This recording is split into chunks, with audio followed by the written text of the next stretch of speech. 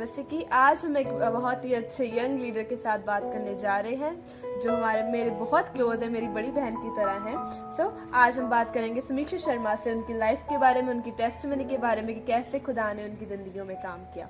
आपको देखकर हम बहुत खुशी हुई सबसे साथ बात करके कि हम आपकी टेस्टमनी को, आपकी जो खुदा ने जैसे आपकी ज़िंदगी में काम किया वो और लोगों की ज़िंदगियों में भी हो और वो उन्हें प्रभु यीशु मसीह को स्वीकार करें अपनी ज़िंदगी में। आपका स्वागत है। Thank you. जैसे हम जानते हैं कि आपकी ज़िंदगी में बहुत ही थोड़ी शुरुआत थोड़ी गलत थी। जब शुरुआत हुई तो बहुत ही आपको मुश्किलों का सामना करना पड़ा। असल में आपकी ज़िंदगी कैसे शुरू हुई? सबसे पहले मैं थैंक्स कहना चाहती हूँ कि आज बहुत ही समय बाद मुझे अपनी गवाही को शेयर करने का मौका मिला है। आज मैं आपको बताना चाहूँगी कि मेरे जीवन की शुरुआत वैसी नहीं थी जैसे हम समझ सकते हैं, क्योंकि हर एक बच्चा चाहता है कि उसकी शुरुआत अच्छी हो, अच्छे परिवार में उसका पालन पोषण हो, हर एक चीज वो अच्छा चाहता है। बट मेरे मामले में ऐसा कुछ भी नहीं था। मैं 7 महीने की थी जब मेरा जन्म हुआ, और ऐसी परिस्थितियों में जन्म होना, बच्चे का जीना बहुत मुश्किल होता है। बट जब मुझे 48 घंटों का 48 आवर्स का जो एक टेन्योर मिल गया कि आप इतने समय तक जी सकते हैं, तो इसके बाद बहुत परेशानियों का, संघर्षों का सामना करना पड़ा कि कैसे एक 7वें महीने का बच्चा कैसे जी सकता है। पर परमेश्वर का धन्यवाद है, जैसे बाइबल में यिर्मयाह 5 में लिखा है कि तुम्हें माता की गर्भ से पहले मैंने चुन लिया था। तो परमेश्वर ने मुझ में अपना जीवन फूका, श्वास फूका और एक नए जीवन की शुरुआत की। पर मैं ये कहना चाहूंगी कि जीवन आसान नहीं था उस समय भी, क्योंकि उस समय में भी बहुत सारी चुनौतियों का, हर समय बीमारी के साथ घिरे रहना, परेशानियों से, संघर्ष से घिरे रहना। तो मैं समझती हूँ कि जन्म के बाद भी मेरा जीवन वैसे सामान्य नहीं रहा, पर परमेश्वर ने जीवन दिया। बट आगे की भी बहुत सारी परिस्थितियां ऐसी हैं जो आने वाले समय में आपके साथ रूबरू करेंगे। बहुत ही हैरानगी की बात है जो हमने सुनी है। सचमुच ये जो अंदर से जो बात थी, किसी को भी नहीं इसके बारे में पता कि इंसान अंदर से क्या, किन चीज़ों से जूझ रहा है। और सचमुच हमें बहुत खुशी हुई कि इसके द्वारा जब आप बात कर रहे हैं, तो जैसे अभी भी बहुत सारे लोग ऐसी कंडीशंस में हैं, ऐसी परिस्थितियों में अपना जीवन गुजार रहे हैं, तो उनके लिए आप कैसे निकले, खुदावंद ने आपकी कैसी मदद की, उससे वो बहुत इनकरेज होंगे, उनको बहुत मदद मिलेगी। जी, बिल्कुल सही बात बोली आपने। जब इंसान उस मौत के कुएं से बाहर आता है, उसको पूछो जीवन क्या होता है। जब भी मैं कहीं पे भी गवाही देती हूँ, तो जब मेरी बात आती है अपनी टेस्टिमनी बताने की, तो मैं एक बात हमेशा बोलती हूँ, उस व्यक्ति से पूछो जिसने जीवन पाया, उससे पूछो वो यीशु कौन है। तो जब मैं जैसे उम्र में बढ़ती गई, तो उसी के साथ मेरे समाज के लोगों की बातें, ताने बहुत मुझे सुनने को मिले। कहते थे कूड़ा है, अपने बाप का कूड़ा, इसको बाप को दे दो। और ऐसी ऐसी बातें जब सुनने को मिलेगी, तो सच में लोगों के गूज़बम्स खड़े हो जाएंगे कि ऐसे भी बात कोई कह सकता है, ऐसे भी कोई कह सकता है। जी हाँ, बिल्कुल कह सकता है। मेरे साथ हुआ है, मेरे साथ बहुत हुआ है। समाज जो है जीने नहीं देता। समाज अपनी गतिविधियां ऐसे जब करता है, तो फिर भी उससे ऊपर के निकलना ये अलग बात होती है। तो जब मैं ऐसे बढ़ी, तो एक दूसरा सदमा एक बात का था, मेरी माँ बाप का जो तलाक हुआ, वो जब वो टूट गया उनका रिश्ता, तो वो एक अनदर पॉइंट था जहाँ पे एक गैप आना, दिल में एक होना कि ये क्यों हुआ, मेरे साथ ही क्यों होता है। तो पहले तो था कि परमेश्वर ने मौत के मुंह से बाहर निकाला, और दूसरी बात माँ बाप की जुदाई होना, और वो एक कहते हैं ना गुस्सा, अंदर का इंसान मेरा जो था वो अलग से उभर रहा था कि क्या गुस्से में, कहते हैं ना निराशा में, परिस्थितियों में, परेशानियों में ऐसे डूबे कि मैं बता नहीं सकती। मैं सच में आप लोगों को ये बता नहीं सकती कि उस समय में मैं कैसे गुजरी और कैसे उन चीजों से बाहर आई। और परमेश्वर ने हर वक्त मुझे मौत के साए से बाहर निकाला है, और आज भी मैं यहाँ तक आई हूँ तो उसकी। जैसे हम बचपन में बहुत सारा समय साथ गुजारा है हमने, तो अब हम बहुत समय बाद मिले हैं। तो आज परमेश्वर ने काम अपने कार्य के लिए हमें इकट्ठा किया है। जब हम इकट्ठे बचपन खेलते थे, इकट्ठे होते, तो हम हमारे घर में हमेशा हम थोड़ी देर में कराते थे, वो प्रेयर मीटिंग्स कराते थे, खुदा की बंदी हमारे घर में होती थी। तो हम आपको इन्वाइट करते रहते। आपको कैसा लगता है जब आप हमारे घर में आते थे? बड़ी अद्भुत बात है, क्योंकि आपका घर ही मेरे जीवन, मसीह जीवन के बीच की शुरुआत थी। तो आज तक मैं ये नहीं भूली कि जब मैं आपके घर में आती थी, तब भी मैं बीमारियों से घिरी होती थी। बीमारियां मेरे आसपास रहती थी, क्योंकि जो था बहुत ही मुश्किल हालात से मैंने पहले बताया मैं गुजरी थी। जब आपके घर में आना, बड़े उल्लास के साथ, एक्साइटमेंट के साथ आना कि चलो खाने को एंड में मिलेगा, ये एक्साइटमेंट होती थी। बट बात वो थी अलग। पर जब हम मीटिंग्स में आपके आते थे, लोगों को देखती थी कि वो कैसे प्रार्थना करते थे, वो कैसी चीज थी, वचन सुनना वो अलग बात होती थी। बट एक कहते ना कि बीज अंदर चला गया, भी कहते ना बीज बोने वाला बीज बोने के लिए निकला, तो वो आपका घर आज तक मैं नहीं भूल सकती कि मेरे मसीह जीवन के जो बीज अंदर आया था वो आपके घर से हुआ था और बहुत अच्छा लगता था। पर पहले नहीं समझते थे, पर आज वो सब बातों को तो जैसे आपका जैसे हम अब जान पा रहे हैं कि कैसे कि आप बाहर से क्या दिख रहे थे और अंदर से कैसी चीजें थे, कैसी परिस्थितियों से गुजरे थे। तो और कोई बात कोई चैलेंजेस और कोई परिस्थिति जो आपके जीवन में उस टाइम गुजर रही थी? बिल्कुल बिल्कुल, बहुत सही ऐसी बातें हैं, बहुत सी ऐसी यादें हैं जो गुजर रहे थे। सबसे पहली बात बताया, समाज जीने नहीं देता। माँ बेटी है, चलो लोगों सुनाने का काम होता था, चलो इसकी कोई कदर नहीं है, नीचे दबाने का जो काम होता था वो सब चीजें साथ में थी। दूसरा बीमारी, जीवन और मौत, ऐसी चीजें चलती रहती थी, क्योंकि जब तक हम यीशु मसीह में नहीं आते थे तो ऐसी चीजें चलती थी। तो ऐसे करते करते बहुत सारे संघर्ष, आत्मिक तौर से एक गुस्सा, क्रोध कि मेरे साथ ऐसा क्यों, मेरे बाप, अगर मेरा बाप होता ना यहाँ पे तो वो सब कुछ ठीक करता। तो एक ऐसी जो था चल रहा था, साथ साथ में वो चीजें साथ में चल रही थी और संघर्ष ऐसे गुजरता जा रहा था। और सोचते थे कि कोई ऐसा हो कि जो हमें छुड़ा सके, इन परिस्थितियों से बाहर निकाल सके, क्योंकि घर में भी ऐसे ही चलते रहना, लड़ाई झगड़ा, ऐसी सभी चीजें होता सब कुछ था। बट फिर भी एक कमी की महसूस होता था कि काश कुछ और भी हो जिससे हम लोग ना इस चीजों से बाहर आ जाए। शांति, एक तसल्ली हमें चाहिए ही थी। बिकॉज लोग जब कहते थे ना कूड़ा, ये अपने बाप का कूड़ा है, बेचारी शब्द सुनना, ये चीजें बोलना, वो चीजें बोलना मुझे बिल्कुल अच्छा नहीं लगता था, क्योंकि लड़कियां दबी नहीं रह सकती, हम लोग भी उड़ सकती, हम भी अपनी उड़ानें भर सकती हैं। तो जब उस समय से गुजर रही थी तो बात अलग थी, पर बहुत ही ज्यादा मुश्किल तनाव से मैं गुजरी हूँ, जो मैं एक्सप्लेन नहीं कर सकती कितना दर्दनाक वो था। क्योंकि माँ बेटी का जो होता है ना इस दुनिया में, लोग नहीं जीने देते। अगर कोई मेल डोमिनेंट हो तो कहते कि कर सकते, बट बहुत मुश्किलों से गुजरना पड़ा। तो जैसे हम जानते हैं कि जब हम मसीह के साथ चलते हैं तो हमारा जीवन इतना आसान नहीं होता कि हम समाज में उस मसीहियत की जो चीज़ें हमें करनी होती, जो हमें अंदर रखना होता है, जो हमारे अंदर की जो इंसान होता है उसको जगाना होता है, तो उसको जगाते हुए संसार में चलना बहुत मुश्किल है। तो आपने जब मसीह को ग्रहण किया तब आप यंग एज में थे, जवान थे, तो आपने कैसे ये सब कुछ किया कि आपको ऐसे मसीह को जानना है, और कैसे आपने सब कुछ ग्रहण किया और सच्चे मन से परमेश्वर को समर्पित किया खुद का जीवन?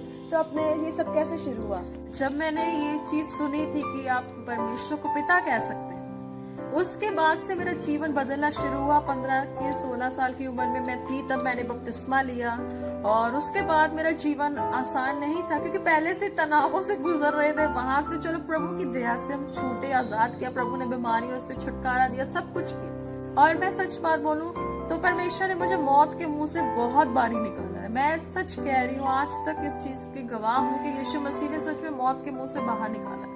तो उसके बाद क्या है कि आत्मिक इंसान जो होता है वो लड़ाई झगड़े में है, कि मतलब लड़ाई लगी रहती है कि आपको मैं परमेश्वर तक नहीं पहुंचने देंगे। तो एक आत्मिक लड़ाई थी कि हाँ, अंदर काफी लड़ाई चल रही थी, बहुत सारे चैलेंजेस थे, क्योंकि जो असली दोस्त थे वो शत्रु बन गए। समाज, जैसे आप पता ही है, जो सोसाइटी में से मैं आई हूँ, यू नो वेरी वेल कि कैसे वो लोग थे, मॉक करते हैं, वो नफरत करते हैं कि बर्दाश्त नहीं कोई करता था। और सभी फिर से वो नफरत और चिढ़ की तरह देखने लगे। तो फिर हम उसके बाद पीछे मुड़ के देखा ही नहीं, क्योंकि हमें पता था कि हम चाहे इस धरती पर हैं पर इस धरती के नहीं। तो इस सफर में तो चल रहे थे। अब हमने ये सोचा था, हमने परवाह नहीं करनी, जो कोई कुछ करता है उससे करने दो, हमारा कुछ नहीं जाएगा।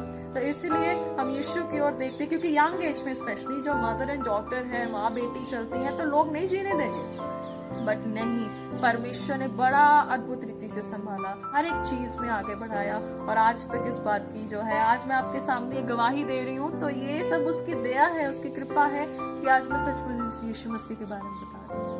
तो असल में आपकी जिंदगी की शुरुआत कैसी हुई? असल शुरुआत जिंदगी की मैं समझती हूँ कि वहां से हुई कि जिस समय में बहुत टाइम से परमेश्वर बुला रहा था कि बेटे बेटी वापस आ जाओ, बेटी वापस आ जाओ, अब मेरे पास आ जाओ। तो वहां से शुरुआत मैं कह सकती हूँ। या दूसरी शुरुआत, जब मेरी माँ, मेरी मदर को भी बहुत एक प्रॉब्लम हुई थी, और वहाँ से मेरी मदर को रात को हॉस्पिटलाइज करना पड़ा। वहाँ पे भी मदर का था, पर मैंने पहली बार प्रार्थना की यीशु मसीह से कि यीशु मसीह मेरी मॉम को बचा लीजिए। तो उसके बाद फिर मदर ठीक हुए। उसके बाद जो जनरेशनल कर्स एक था फोड़ो का, मेरे घर में सभी लोगों को ये प्रॉब्लम होनी थी कि ये सबको होता ही होता है। तो वहां पे ऐसे जो बीमारियां बढ़ना ये सभी चीजें चल रही थी। तो फिर वहां से मुझे लगा कि जैसे मैंने पहले बताया था, कॉमा, फुल स्टॉप नहीं, कॉमा, कॉमा होता है कि वो भी टर्न करता है। तो वहां से एक टर्निंग पॉइंट मेरा शुरू होने लगा कि मुझे मसीहा के पास जाना पड़ेगा, मुझे सच्चे परमेश्वर को जानना ही होगा। तो आई बिलीव सो कि ये जो स्ट्रगल्स थे, ये जो बीमारियों के साथ घिरे रहना, वहां से मुझे लगा कि कॉमा मेरा स्टार्ट हो चुका था। मैं वहां से आगे सच्चे परमेश्वर जो मुझे बुला रहा था। सबकी पढ़ाई कैसी थी? जैसे मैं जानती हूँ कि आपकी इंग्लिश में आप बहुत अच्छे थे। तो आप हमेशा कोई ना कुछ क्रिएट करने में कुछ बनाते रहते थे, जैसे कहानियाँ हो गई, कविताएं हो गई, आप हमेशा कुछ ना कुछ कंपोज करते थे। तो वो कैसा था सब कुछ जब आप स्टडी में जाते थे? मेरा सफर, मेरे लिखने का सफर, मुझे बहुत शौक था लिखने का। मैं शुरू से बहुत लिखती थी। पोइम्स बनाना, मैं आर्टिकल्स लिखना, वो मेरे शुरू से चलता आता था। इवन तक बहुत सारे नोटबुक्स लेके आना, बुक्स खरीदना, ये मुझे शौक था वहां से। तो मैं नहीं जानती थी कि परमेश्वर ने मुझे इस इंग्लिश लैंग्वेज के टैलेंट को यहाँ तक लेके आना था। कोई स्पेशल पर्पस था, वो गिफ्ट मेरे अंदर था। क्योंकि बाइबल में भी लिखा है कि पृथ्वी की पहले नींव रखने से पहले आप चुने गए थे, हर एक चीज पहले से डिसाइडेड थी। तो परमेश्वर ने उस चीज में आई थिंक बहुत ग्रेशियसली काम किया था, क्योंकि उन्हें पता था कि आगे जाके इस समीक्षा को इस्तेमाल किया जाएगा। तो वहां के लिए मैं जानती हूँ कि परमेश्वर बहुत ही ग्रेशियस रहे, और जो उन्होंने बहुत अद्भुत रीति से इस्तेमाल किया, और आज तक जो है इस चीज की गवाही देती है। आप प्रभु यीशु मसीह को कैसे जाना कि वो आपके जीवन में, कैसे आपने सोचा कि आपको स्वीकार करना चाहिए उनको? सबसे पहली बात, जब रास्ते सब बंद हो गए थे तो मेरी मदर ने डिसाइड किया था कि हम अपना जीवन खत्म कर देंगे, क्योंकि कुछ है ही नहीं, कोई उम्मीद नहीं है, कोई आशा नहीं। तो जब ऐसा एक समय आया कि जब हम पहाड़ी इलाकों में जा रहे थे, तो जहाँ के ड्राइवर थे, वो जो चलाते थे गाड़ी, तो उन्होंने कहा कि अब यीशु मसीह के पास आइए, आपके सारे चिंता, परेशानी, आपकी तकलीफें खत्म हो जाएंगी। तो फिर वहां से आई थिंक शुरुआत हुई कि वाकई में प्रभु ने कहा अब आ जाओ वापस, अब घर वापसी करो। तो वहां से शुरुआत हुई यीशु मसीह को जानने की, और फिर वहां से एहसास हुआ कि हमें यीशु के पास वापस आना ही चाहिए। तो वहां से एक शुरुआत हुई कि हाँ, मसीहा के पास अब आना चाहिए, उनके पास वापस आना चाहिए। क्योंकि अगर हमने इस बार कुछ, मैंने सोचा था कि अगर होगा तो ठीक है, नहीं तो फिर जीवन समाप्ति की ओर तो बढ़ ही रहते। तो फिर वहां से एक कहते ना कि स्टार्ट हुआ कि हाँ, हमें चर्च जाना चाहिए। तो फिर हम गए। जब आप पहली बार चर्च गए तो आपको कैसा लगा? वहां पे जब मैंने देखा, चर्च में गई, लोग प्रार्थना कर रहे, घुटने टेक कर प्रार्थना कर रहे थे। वहां पे चर्च के पास्टर वचन सुना रहे थे। तो ऐसे करते करते प्रेयर ऑफ सैल्वेशन करके तौबा की। और मेरे लाइफ में मैंने 3 साल लगा दिए यीशु मसीह को जानने के लिए। पहले जानती थी, बट 3 साल लग गए मुझे एक्चुअल में जानने के लिए कि यीशु मसीह सच्चा परमेश्वर है। चर्च आके अच्छा लगा, ट्रैक्स मिले, हमने प्रार्थना की। रात को जब हम घर पे आए तो मैंने मम्मी को प्रेयर सुनाई। मम्मी हैरान कि तुमने प्रार्थना कैसे सीख ली। मैंने कहा कि मैंने पढ़ा, मैंने सुना दिया। तो उसके बाद ऐसे करते करते 3 साल मुझे लग गए। तो मैंने पहले बताया, मैंने अपना जीवन खत्म करने की कोशिश की कि ये जीवन कुछ भी नहीं है, वेस्ट है, कैसे क्या है, बहुत शरण एक्सप्लेन नहीं किया जा सकता। तो फिर वहां से सचमुच यीशु मसीह ने भी मेरा जीवन बदलना शुरू किया। और दूसरा एक एहसास जो मैं बताना चाहती हूँ कि जब रोमियो की पुस्तक उसकी 8:15 में लिखा है कि हम परमेश्वर को पिता भी कह सकते, वो चीज ने मुझे बहुत टच किया। और आज तक मैं यीशु मसीह के साथ इसलिए नहीं चलती कि मेरी जरूरतें पूरी होती हैं, पर मैं इसलिए चलती हूँ कि जिस चीज ने मुझे सबसे ज्यादा टच किया कि मैं उसे पिता कह सकती हूँ। वो सर्वशक्तिमान एल शडाई है, बिल्कुल सही है, पर वो पहले पिता है। वो पिता और बच्चे का रिलेशन एस्टैब्लिश करना चाहते हैं, तो वो हमें पाने के लिए सब कुछ करते हैं। तो इसी चीज ने मुझे आज तक टच किया, और इसी कारण से आज तक मैं यीशु मसीह के साथ चलती हूँ। और जैसे आपने सैल्वेशन को प्राप्त किया, मुक्ति को अपने जीवन प्राप्त किया, मैं सब देख सकती हूँ कि मैं शुरुआत से खुदा ने मुझे आपसे जोड़े रखा। और मैं जानती हूँ कि जब आपको जब 12th ग्रेड में थे, 12th क्लास में थे, तो आपको बहुत सी प्रेशर्स का सामना करना पड़ा स्कूल के द्वारा। हाँ बिल्कुल, मैं ये बात बताना चाहती हूँ कि सिर्फ 12th से नहीं, 9th स्टैंडर्ड से इतनी बार सस्पेंड किया है। मैं सच बताऊं, कोई बच्चा ऐसे महसूस नहीं कर सकता, आभास नहीं कर सकता कैसे कैसे सस्पेंशंस क्योंकि हर रोज टॉर्चर होना, हर जगह अथॉरिटीज के सामने जाना, वहां पे जो है अलग से लोग सुनाते थे आप फीस नहीं देते, आपको सस्पेंड कर दिया, बहुत बार किया, मैं कहती हूँ हद से ज्यादा किया है। पेपर नहीं देने दिया, कई बार ऐसी अपॉर्चुनिटी आई कि जहाँ पे एग्जामिनेशन नहीं देने का था समय, कि कई बार बोलते थे you can not give examination, तो वहां से मैंने कभी गिव अप नहीं किया। तो परमेश्वर ने चाहे कितनी बार निकाला पर कुछ नहीं बन पड़ा।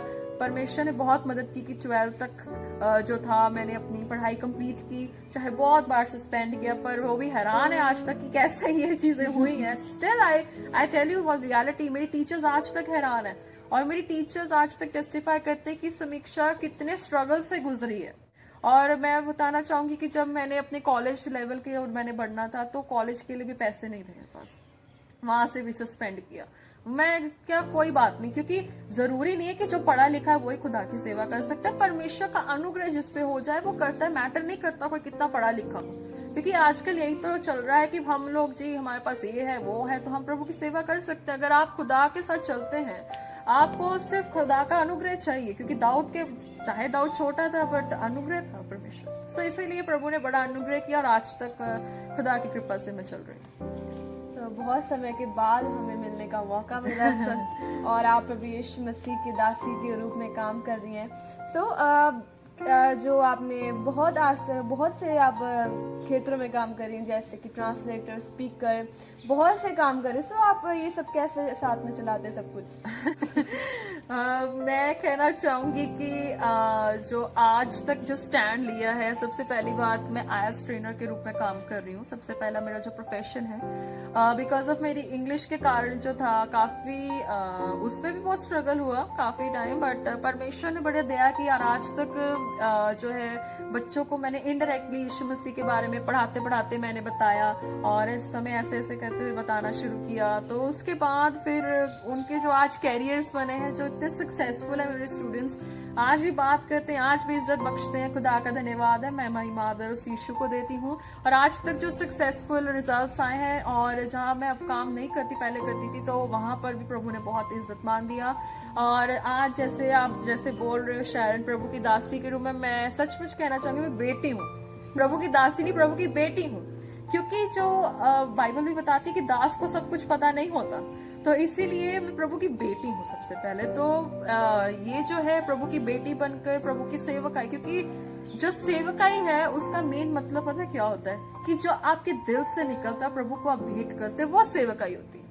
तो आज तक जो है ट्रांसलेटर के रूप में प्रभु ने इस्तेमाल किया है, स्पीकर के रूप में आप जानते हो कि प्रभु ने कैसे, क्योंकि मेरी लाइफ जो है ट्रांसपेरेंट है, और परमेश्वर ने कैसे काम किया है, ये सब बातें सब जानते हैं। तो आज तक जो भी खुदा की दया से, कृपा से हुआ है, और आज तक जो इस सब का एक कारण है कि प्रभु के साथ अच्छा रिलेशन बनाओ। अगर आप प्रभु के साथ अच्छा रिलेशन बनाएंगे, प्रभु आपके साथ अच्छा रिलेशन बनाएगा। प्रभु को पहल आप देंगे तो परमेश्वर भी आपको पहल देगा। तो जैसे भजन संहिता 16:8 में लिखा कि हे यहोवा, मैंने अब तुझे अपने सम्मुख रखा है और मैं कभी डगमगाऊंगा नहीं। तो इसी समय में, हर समय परमेश्वर को प्रथम स्थान दो, प्रभु को आप प्रभु को बेस्ट दो, और परमेश्वर अपना बेस्ट करेगा। आप प्रभु को हाईलाइट करो जितना हो सके। इस गवाही से भी परमेश्वर को मैं हाईलाइट करना चाहती हूँ। तो सचमुच परमेश्वर कभी भी चुप नहीं रहेगा कि उसके बच्चों के लिए वो काम कर सके। तो जो परमेश्वर ने हमें सेवा दी है कि इस पेज के द्वारा जो जवान लोग हैं, ये यंग जनरेशन है, उनको हम इनकरेज कर सकें, उनके लिए कुछ काम कर सकें। तो आज के देख सकते हैं कि कुछ खास नहीं हो रहा है यंग जनरेशन के लिए। बहुत सी मिनिस्ट्रीज हैं, पर मैंने बहुत से लोगों से सुना है कि उनको रिस्पॉन्स नहीं अच्छे से मिलता। अगर वो पूछना भी चाहे, जो करना चाहते हैं वो भी नहीं कर पा रहे हैं। बिल्कुल, ये आजकल ये हो रहा है। सो मैं आपको ये कैसे दर्शन मिला कि इस पेज की, जो कि किंग्स पोस्टेरिटी की शुरुआत की जाए, और जो मेन एम है वो यंग जनरेशन को रखा जाए? Okay, very interesting question. क्योंकि जो लोग सोचते हैं ना कि एक्चुअली सब लोग ये सोच रहे होंगे कि मैंने इतना मुश्किल नाम क्यों डाला। कई लोग कहते होंगे कि समीक्षा जी को इंग्लिश बड़ी आती है तो ये वर्ड दे दिया पता नहीं कहाँ से। पर मैं आप लोगों को बताना चाहती हूँ कि ये जो किंग्स पोस्टेरिटी का मतलब है राजा की आने वाली वंशज, उसको कहा जाता है। पोस्टेरिटी का मतलब है कि राजा की आने वाली जवान वंशज को किंग्स पोस्टेरिटी कहा जाता है। तो जब ये मुझे दर्शन मिला तो काफी, जब जैसे आपने बोला, बहुत सही बात बोली कि मिनिस्ट्रीज में कई लोग वर्क नहीं करते। कहते हैं ये बच्चे पाप में हैं, जवान पाप में फंसे हुए हैं, इनको कैसे खुदा का काम कर सकते हैं। मैं मानती हूँ कि कोई भी काम कर सकता है, जज्बा होना चाहिए, दम होना चाहिए काम करने का। जैसे मेरे टाइम में क्या होता था कि लोग कहते हैं अरे ये कुछ नहीं कर सकती, ये तो कूड़ा है, ये तो गार्बेज है, ये कुछ नहीं कर सकती। लोगों के दबाव, लोगों की रिजेक्शंस, लोगों के ताने मैंने ऐसे ऐसे सुने की हद होती है। बट आज दम पे सेवा करते हैं, और जब ये दर्शन मिला कि आपको जवानों के लिए कुछ काम करना चाहिए, तो तब फिर किंग्स पोस्टेरिटी का इनिशिएट किया गया, और इस दर्शन से कि बहुत सारे जवानों को बचाना है। मैं अपने लिए नहीं काम कर रही, आप अपने लिए नहीं कर रहे, हम परमेश्वर के लिए काम कर रहे हैं। सो ये दर्शन तब शुरू हुआ, और उस दर्शन के बाद से फिर मैं एक्टिवेट हो चुकी हूँ। मैंने आपको भी लिया, मैंने और सारी यंग पीपल को जोड़ा हुआ अपने साथ, अलाइन किया है कि परमेश्वर का काम करना है। तो इसीलिए फिर इस चीज को आगे मैंडेट को लेके आया गया है, और इसी चीज के लिए हम काम करें। No secondary purpose, only primary purpose, to save young people and bring them to Christ. तो आज की अगर हम समाज में देखें कि जो जवान लोग हैं, जो यंग पीपल है, वो बहुत सी परिस्थितियों का सामना कर रहे हैं अपने जीवन में, जैसे मूड स्विंग्स हो गए, जो घर वालों के साथ नहीं बनती, फ्रेंड्स गलत संगत में है, बहुत सी संगत की भी प्रॉब्लम है, और जो उनको प्रायोरिटी होती है किसी चीज़ को पहल देते हैं, किसी को नहीं देते, अपने करियर के लिए कॉन्सेंट्रेटेड नहीं है। बहुत सी प्रॉब्लम्स आज के जवान बच्चों को देखनी पड़ रही। तो उसके बारे में आपका क्या ओपिनियन है? द फर्स्ट थिंग जो मैं कहना चाहती हूँ कि ये जो यंग जनरेशन है, ये अप टू डेट रहना चाहती है, सब कुछ जल्दी मिल जाए, इंस्टेंट मिल जाए। वो इंस्टेंट के चक्कर में भूल जाते हैं कि ग्रेजुअल एक वर्ड होता है कि स्लो एंड स्टेडी, स्लोली चलना चाहिए।